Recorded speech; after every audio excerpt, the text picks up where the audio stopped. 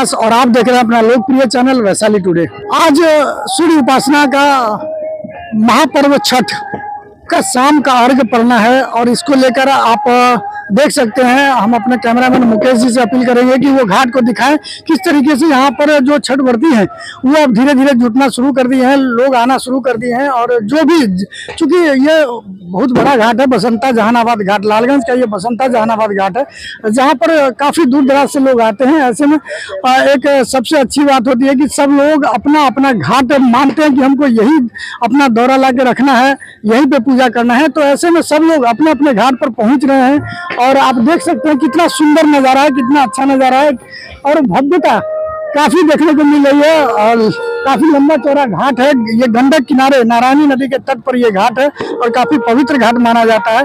हमारे साथ यहाँ स्थानीय जो लालगंज नगर परिषद है वहाँ के वार्ड पार्षद संघ अध्यक्ष हैं सुजीत जी। सुजीत जी, सबसे पहले तो बताइए कि यहाँ किस तरीके से साफ सफाई और सुरक्षा की बिल्कुल, यहाँ पूरे बसंता जहानाबाद घाट पर बहुत अच्छी तरीका से यहाँ पर साफ सफाई का कार्य किया गया है। उसके बाद बैरिकेड का व्यवस्था किया गया है, बैरिकेड पर जाली से घेरा गया है, उसके बाद लाल कपड़ा से घेरा गया है, लाइट का व्यवस्था है, बाजा का व्यवस्था है, चेंजिंग रूम का व्यवस्था है, उसके बाद नियंत्रण कक्ष बनाया गया है। बिल्कुल, हम लोग पिछले कई दिनों से हम लोग नगर परिषद के पूरा टीम और हमारे स्थानीय मुखिया गणेश राय जी लोग सब लोग कैंप भी किए हुए हैं। जो नगर परिषद के कार्यपालक हैं, सभापति हैं, सब लोग खुद आके मॉनिटरिंग किए। हाँ बिल्कुल, पूरे नगर परिषद का पदाधिकारी एवं जनप्रतिनिधि सभी लोग आकर के यहाँ निरीक्षण किए हैं और पूरे मुस्तैदी से यहाँ काम करा है, इसमें कहीं कोई दो राय नहीं है। शाम का अर्घ जो आज पड़ना है उसको लेकर पूरी तैयारी हो गई है, लोग घाट पर आना शुरू कर दिए हैं।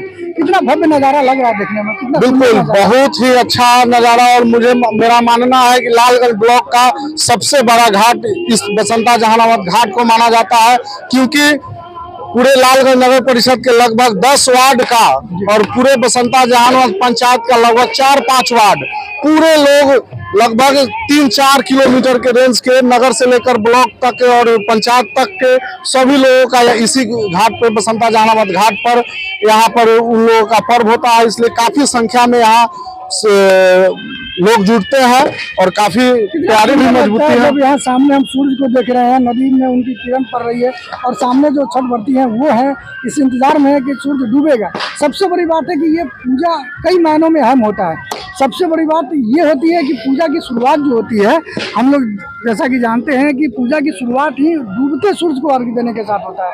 ये एक बड़ा चीज है इस पर्व में। बिल्कुल, ये पहली बार यहाँ देखिए, यह हमारे बिहार से उठा है, बिहार से, ये बिहार है, यह बड़ापन है कि लोग उगते को प्रणाम करता है, हमारे बिहार में डूबते को भी प्रणाम करते हैं। इससे बहुत बड़ा सीख हम लोग को मिलता है और उससे भी बड़ा सौभाग्य की बात है और हम लोग अपने आप को सौभाग्यशाली समझते हैं कि छठ पर्व हम लोग गंडक नदी के तट पर आकर करने का मौका। पर्व जो है एक संदेश देता है कि कोई लगातार नहीं डूबता है, जो आज डूब रहा है वो कल उगेगा। इसीलिए तो डूबते को भी हम लोग यहाँ अर्घ देते हैं, डूबते को प्रणाम करते हैं, पूजते हैं। बहुत बड़ी बात है। डूबते का भी हम पूजा करते हैं, ये सनातन की खूबसूरती है। हम केवल उगते को पूजा नहीं करते, ये एक संदेश होता है। और आज वही डूबता सूरज आज जो है बिहार से जाता है, शाम का जो अर्घ है वही डूबते सूरज को लोग अर्घ देंगे और प्रणाम करेंगे, शांति अमन जो है प्रार्थना करेंगे। हमारे साथ यहाँ के स्थानीय मुखिया है गणेश राय जी, उनसे भी बात करेंगे। लगातार ये भी बने हुए थे, हम लोगों के चैनल पे पूरी जानकारी दे रहे थे, है ना, और कैसे क्या इंतजाम है इस घाट को लेकर, ये सारी बातें ये बता चुके थे। गणेश जी, सबसे बड़ी बात है कि सामने हम लोग देख रहे हैं आज शाम का अर्घ पड़ने वाला है और शारदा सिन्हा जो स्वर कोकिला मानी जाती थी, बिहार कोकिला, उनका आज गाना बज रहा है। गाना भी आपके कानों में जा रहा होगा, ठीक है। और उनका जो देहांत हुआ छठ पर्व के मौके पर ही हुआ, है ना।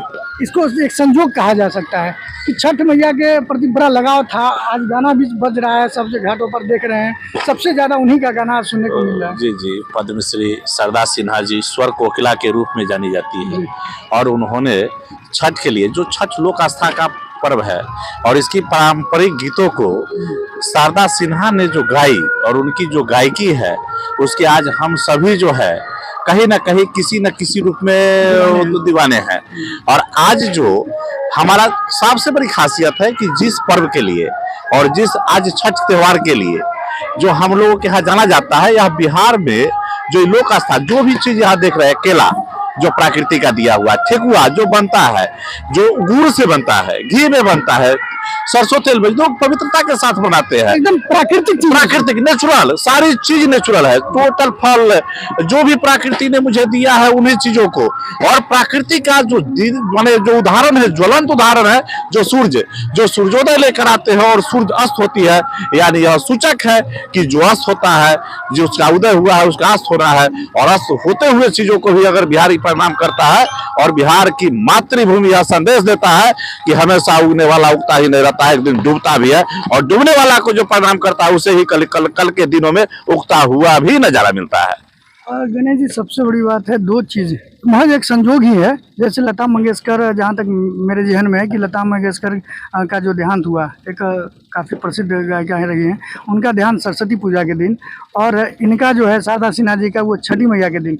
माँ सरस्वती के वो पुजारी और ये छठी मैया को लेकर काफ़ी गाना गाई, और उसी मौके पर इनका देहांत हुआ। एक संजोग है, लेकिन किस रूप से आप देखते हैं? यह छठी मैया की बेटी थी, जो छठी मैया और जो बेटी भी लोग मांगता है, तो लगता है कि स्वर कोकिला जो हमारी थी शारदा सिन्हा जी, वह छठी मैया की बेटी थी, और छठी मैया ने उन्हें बुलाया है और उन्हें उनकी चरणों में स्थान मिले।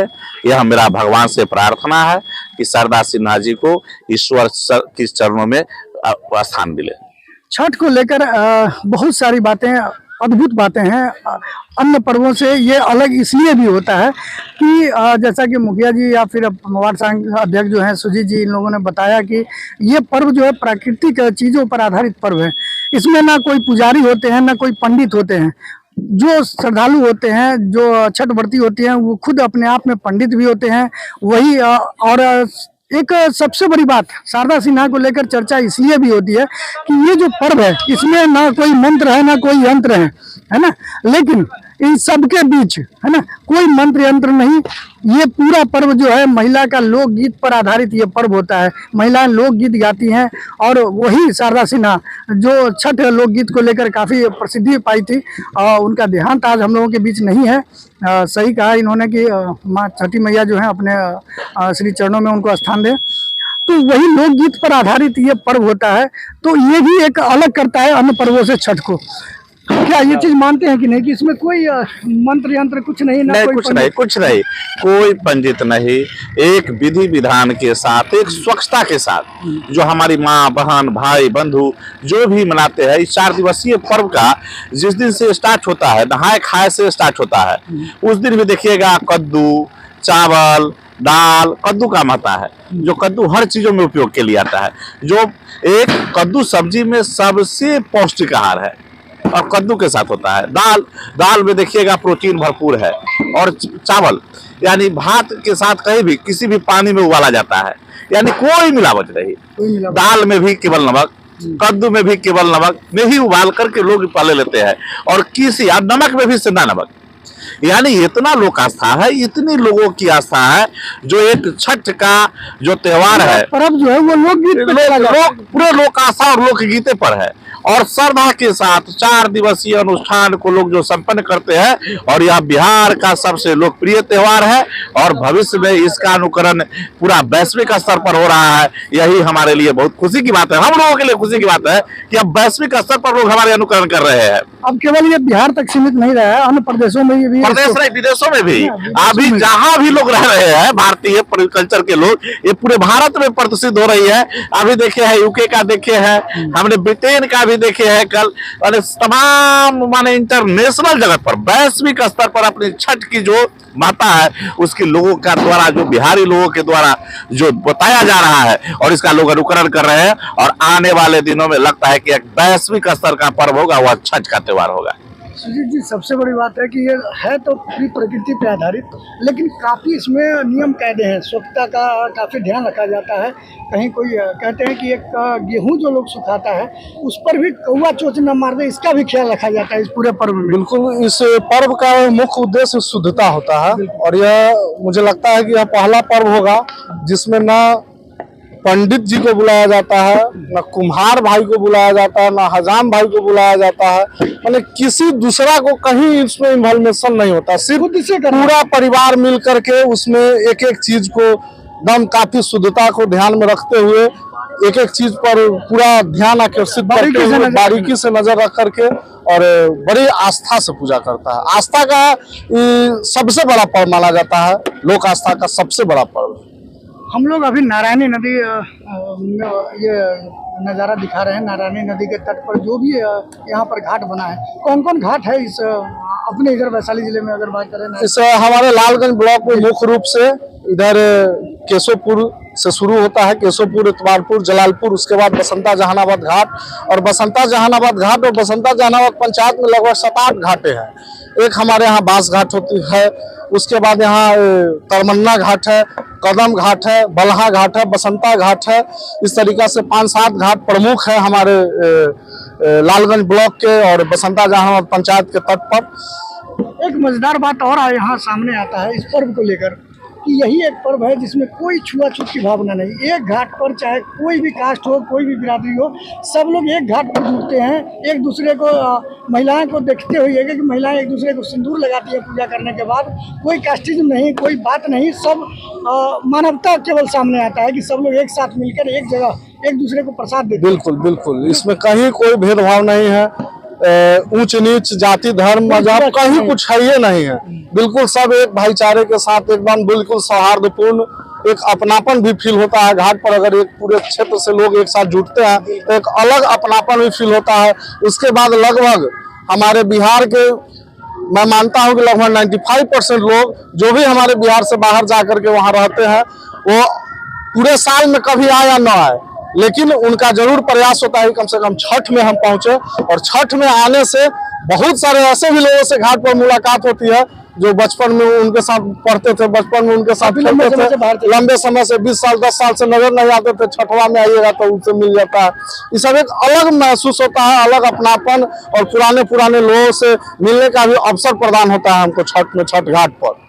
और दूसरी बात यह भी है कि छठ घाट पर जो लोग भी जुटे होते हैं कहीं कोई व्यवस्था नजर नहीं आता है, सब लोग एकजुट होकर। आप इतना जरूर है, यह छठ का एक त्योहार है, नहीं कोई बड़ा है, न कोई राजा है, न कोई रंग है, सब एक समान है और एक आस्था के साथ सभी लोगों का, जो महिलाओं में खासतौर पे देखिएगा, एक दूसरे को सिंदूर लगाना, एक दूसरे को प्रसाद देना और प्रसाद में ठेकुआ केला का जो पवित्रता है ये अनमोल है। ध्यान दीजिएगा, इस पर्व में ठेकुआ केला तो छोड़ दीजिए, अलुआ सुथनी तक चढ़ता है। जी जी, अलुआ सुथनी प्रकृति का दिया हुआ। अलुआ एक ऐसा है, अलुआ में विटामिन ए पर्याप्त है, अलुआ में भी विटामिन ए पर्याप्त है। ईख है, ईख जो है दुनिया को माने मिठास का जड़ ईख है। अरे तमाम चीजों को जो प्रकृति ने दिया है और वही प्रकृति का ही प्रारूप है और प्रकृति के हम लोग अनुकरणीय हैं और प्रकृति को मानने वाले हैं। और पहले ही बिहार में आप दीजिए ना, जो भी पर्व हो, कभी जीरो आर्यावर्त जीरो भी हमने दिया तो हमने भी छठ दिया है, यानी बिहार ने ही छठ दिया। यानी बिहार और बिहारी का अपना इतिहास, जो गौरवान्वित इतिहास है, जो हर भावना को, ऊंच नीच, अमीरी गरीबी सबको मिटा करके एक घाट के नीचे, कभी पुरानी कहावत है, एक घाट पे शेर और एक घाट पे बकरी, यानी दोनों जो है शेर और बकरी जैसे पानी पीने की बात कही जाती थी पुराने युगों में, उसको चरितार्थ कर रही है, उसको चरितार्थ कर रही है कि एक ही घाट पे राजा हो या रंग के, गरीब हो या फकीर, या सब चाहे अमीर हो फकीर हो, यह छठी मैया का कृपा है कि उनकी कृपा से सब एक नदी के तट पे, एक नारायणी के तट पे, एक तालाब के तट पे, यानी तालाब को भी वो नदी मानते हैं, गंगा मानते हैं, यानी उस पवित्रता के साथ हुआ वहां पर जाकर के अपनी पर्व को मनाते हैं। यह बहुत ही अति सौभाग्य है और आने वाले दिनों में हम लोगों को इस पर्व के माध्यम से संदेश देना चाहेंगे कि केवल छठ ही नहीं, अन्य दिनों में भी सारे भेदभाव को मिटाए, जाति पाति अगरी पिछड़ी ऊंच नीच सबको मिटा करके जैसे छठ में हम सब अनुकरण करते हैं, इसी तरह का अनुकरण करना चाहिए, छठ से सीख लेना चाहिए। बिल्कुल, ये एक बहुत बड़ा संदेश है और इससे सीख लेने की जरूरत है। गलत इन्होंने नहीं कहा कि ये पर्व के माध्यम से पूजा पाठ, और क्या है पूजा पाठ, सच पूछिए तो कुछ न कुछ हमें सीख देता है, कुछ जानकारी देता है, कुछ संदेश देता है, और वही एक संदेश देता हुआ छठ महापर्व। दीपक जी, आप सौभाग्य काफी सौभाग्य वाले हैं कि आपका घाट जो है वो नारायणी नदी के तट पर है और यहाँ काफी लोग जुटते हैं। मानते हैं कि नहीं इस चीज़ को? मानते हैं इस चीज को। बहुत सौभाग्य की बात है कि जो बसंता जहानाबाद घाट जैसे लोग नारायणी नदी के तट पर हम लोग बसते हैं और लाखों लोग हर मतलब पूजा पाठ हो में गंगा स्नान करने के लिए, चाहे किसी भी तरह का पूजा पाठ घर में ओकेजन होता है उसमें लोग गंगा स्नान करने आते हैं। हमारा श्रद्धा के साथ बसंता जहान घाट पर लोग आते हैं और हमारे मुखिया जी के सहयोग से हर तरह का विधि व्यवस्था, हर तरह से व्यवस्था मुकम्मल कराया जाता है। क्योंकि जैसा आपने कहा कि काफी दूर दूर से जो गांव है वहां से लोग यहाँ आते हैं, तो स्थानीय होने के नाते आप लोगों की जवाबदेही तो बढ़ जाती होगी। हाँ, जवाबदेही तो बढ़ता है। इस कारण से हम लोग दुर्गा पूजा के बाद मतलब घाट पर साफ सफाई हो, बैरिकेटिंग हो, हर तरह के विधि व्यवस्था में हम लोग एक्टिव सक्रिय हो जाते हैं। जिस तरह से मुखिया जी का अथी होता है उस तरह से सब लोग मिलजुल के काम करते हैं, चाहे नगर के लोग हों, पंचायत क्षेत्र के लोग हों, हर सभी लोग मिलकर जन सहयोग से यहाँ घाट को विधिवत सजाया जाता है। जो छठ व्रतिया आए उनको किसी तरह का परेशानी का सामना न करना पड़े। अच्छा, घाट को सजाने को लेकर भी बड़ा कंपटीशन होता है। आओ तो कोई कुछ अपना व्यक्तिगत इच्छा है, जिस तरह का लोग का रुझान होता है उस तरह से लोग अपना सजावट करते हैं। हाँ हाँ, नगर के लोग आते हैं, पंचायत के मुखिया जी जो मतलब प्रशासनिक लोग जब करके चले जाते हैं, तो व्यक्तिगत लोग अपना इच्छा जाहिर करने के लिए लोग आते हैं। जगह को चिन्हित करके उसको अच्छा से बैलून से, केला का पेड़ लगा करके उसको सजाया जाता है। सब लोग अपना अपना घाट, हाँ, सब लोग अपना इच्छा के मुताबिक बनाना चाहते हैं, यूनिक बनाते हैं। बढ़िया से बढ़िया खास उसका दिखाई दे, है ना। और क्या प्रशासन की तैयारी कैसी है? प्रशासन की तैयारी, जिला प्रशासन की तैयारी, तो लोग लगे हुए थे, किसी तरह कोई कमी नहीं है यहाँ। देखिए, इन सब के बीच चूंकि छठ व्रत है और सब लोगों के लिए व्रत काफी महत्वपूर्ण होता है, खासकर बिहार वासियों के लिए, लेकिन इस सारे व्रत के और सारे पूजा के सबसे बड़ी बात है कि सेवा सबसे बड़ी पूजा है। और ये कर रहे हैं हमारे SDRF की जो टीम है, वो अपने जो काम है, काम ही सबसे बड़ा पूजा है, ये संदेश दे रहे हैं और ये अपने काम में निरंतर लगे हुए हैं। सर, आप लोग कहाँ के रहने वाले हैं?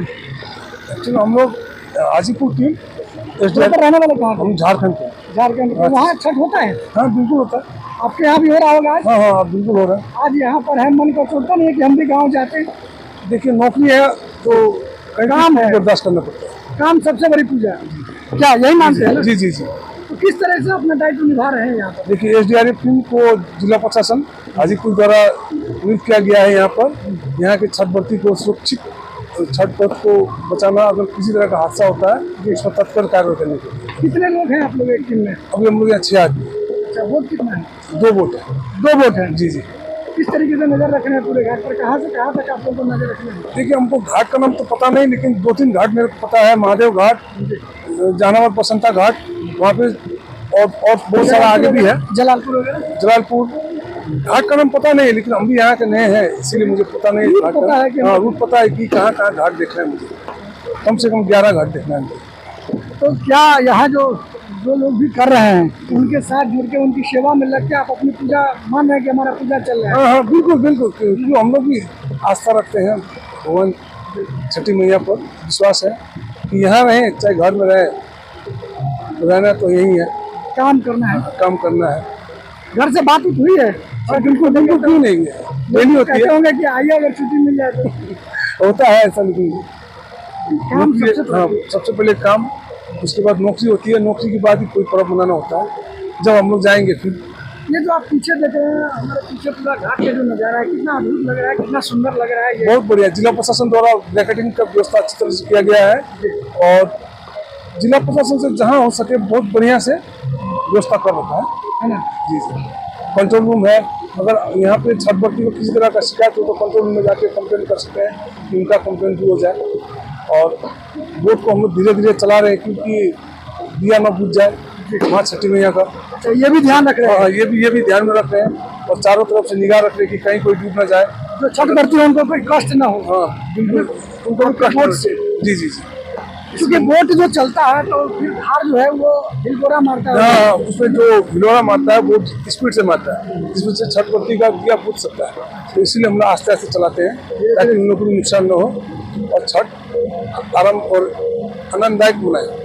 तो ये मानते हैं कि नहीं, अभी जो आप ड्यूटी निभा रहे हैं उससे दुआएं भी बटोर रहे हैं लोगों का, क्योंकि लोग की रक्षा कर रहे हैं, सुरक्षा कर रहे हैं, तो एक दुआ भी बटोर रहे हैं साथ में। जी जी। देखिए, दुआ अपना कर्म करना चाहिए, कर्म का फल तो भगवान देता ही है।